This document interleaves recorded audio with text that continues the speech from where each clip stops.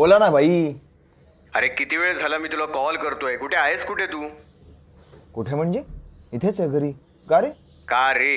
का रे म्हणजे अरे उद्या एंगेजमेंट आहे माझी. विसरला की काय? हे बघ उद्या ना फुल डे तू मला इथे हवायस.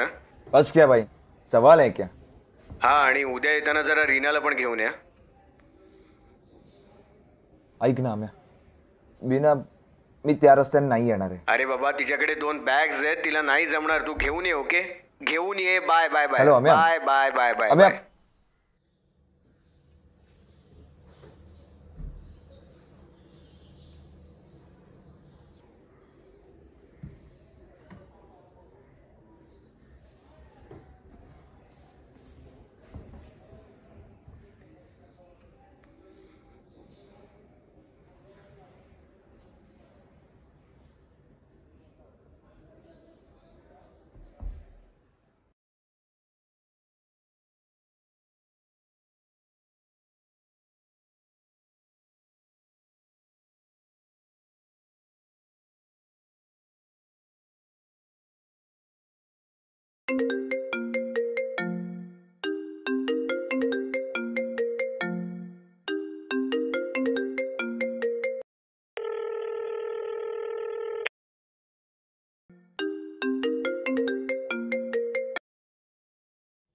हाय. हाय. कशी आहेस? I am okay. बोल ना. मला अमोलचा फोन आला होता. तो सांगत होता की काही बॅग्स आहेत तुझ्याकडे त्याच्या. सो मी उद्या तुला पिकअप करायला येतो. नाही नाही, ऐक, राहू दे. मी रिक्षा किंवा कॅब करून जाईल. ठीक आहे? नाही नको अगं. म्हणजे त्याने तसं मुद्दाम सांगितलंय मला. अच्छा, म्हणून तू यायचं बोलतोयस का?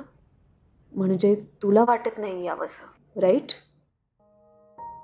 नाही म्हणजे तसं नाही. मला वाटतं पण त्या दिवशी जे काही घडलं आपल्यात त्यानंतर ना फ्रँकली आपण एकमेकांशी बोलायला हवं. मला नकोय तो विषय. अगं त्याचमुळे गेला महिनाभर आपण एकमेकांशी नीट बोलत नाही आहोत. मे बी, पण खरंच राहू दे तो विषय. हे बघ रीना, जगातले मोठे मोठे प्रॉब्लेम सुद्धा बोलून सॉल्व्ह केले जातात. रीना, माझ्या मते आपण बोलायला हवं. नाहीतर दोघेही आपण असे कायम ऑकवर्ड फील करत राहू. काय बोलायचंय तुला? एक मिनिट, फक्त मला नाही बोलायचं. माझं हे म्हणणं आहे की आपण बोलायला हवं. See, I am not comfortable right now. Okay, then let's get comfortable. I know we have crossed the line, but Reena please. हे बघ, त्या दिवशी जे काही घडलं ते चूक होतं का बरोबर हे मलाही माहित नाही. पण मला इतकं माहितीये की आपण दोघेही तितकेच इन्व्हॉल्व होतो. Am I right? मी बरोबर बोलतोय ना? तुलाही तसंच वाटतंय ना? रीना प्लीज काहीतरी रिॲक्ट हो. तू जर असंच वागत राहिली ना तर मला गिल्टी फील होतं. काय? Please speak up. हे बघ देव, एकतर मी त्या रात्रीसाठी खरंच तुला ब्लेम करत नाहीये. Okay, I mean seriously. आणि तुला तसं जर काही वाटत असेल ना तर प्लीज ही गोष्ट तुझ्या डोक्यातून काढून टाक. कळतंय का? मुळात ही गोष्ट ब्लेम करण्यासारखी नाहीच आहे. हे बघ, त्या दिवशी आपण आपल्या स्पेसमध्ये होतो, खुश होतो. जे काही घडलं ते आपल्या संमतीने घडलं. It was a good time.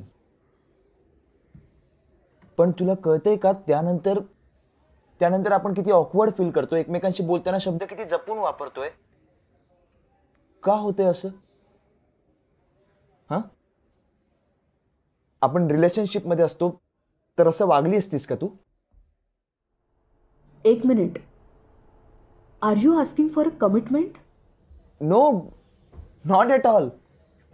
मी असं काही म्हटलंच नाहीये. तुला वाटतंय का असं काही? हे बघ देव, एकतर ना माझ्या आयुष्यात ही चूक दोनदा करून झाली आहे मी. म्हणजे सुरुवातीला असं सगळं छान छान गुडी गुडी असतं, पण नंतर ना एकमेकांना दोष देण्यातच आयुष्य जातं. अरे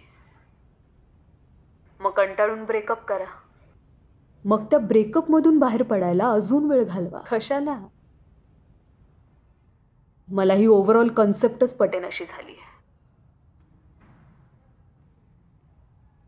हे बघ Dev, what I am trying to say is की मला तुझी कंपनी आवडते खरंच, पण प्लीज तसलं काही समजू नकोस.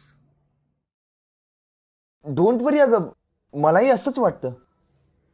या अशा कपल्सचं ब्रेकअप झाल्यानंतर यांना सदमा बसतो.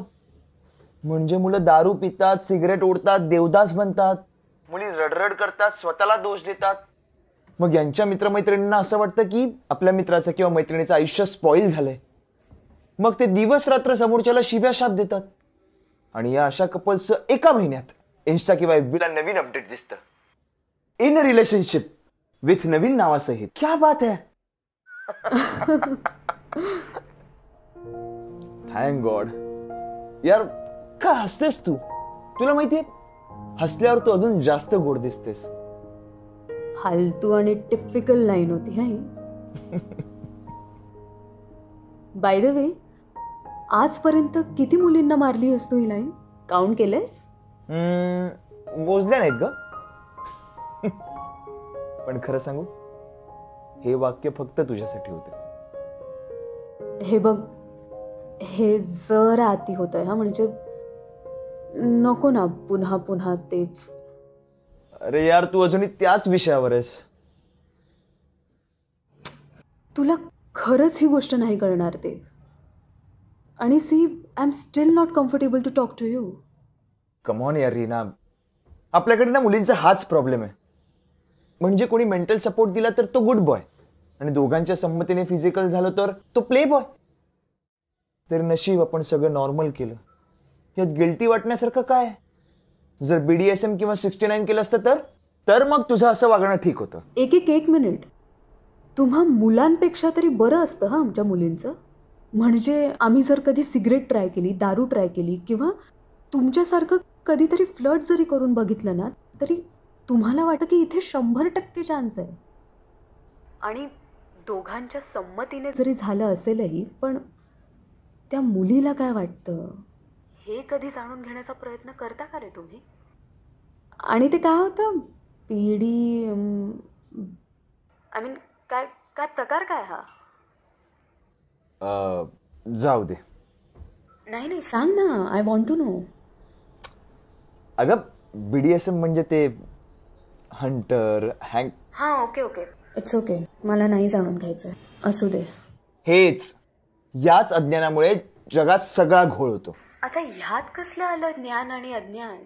म्हणून आहे ना, शाळेत सेक्स एज्युकेशन मस्ट करायला हवं. अगं काय माहितीये का, म्हणजे असं असं हंटर, हँडकफ. देव, एक मिनिट. म्हणजे तुला हे सगळं करायचं होतं का माझ्याबरोबर? मी असं बोललोय का? हेच लगेच रिॲक्ट होतेस तू. अरे आत्ताच तर बोललास ना. अगं बाबा, मी असं म्हटलं की हँकर, हँडकफ, तुझा हात बांधून सेक्स केला असता तर मग असं वागणं ठीक होतं, मग गिल्टी वाटणं ठीक होतं. अच्छा, म्हणजे तू हे सगळं करून मला टॉर्चर करू शकतोस तर?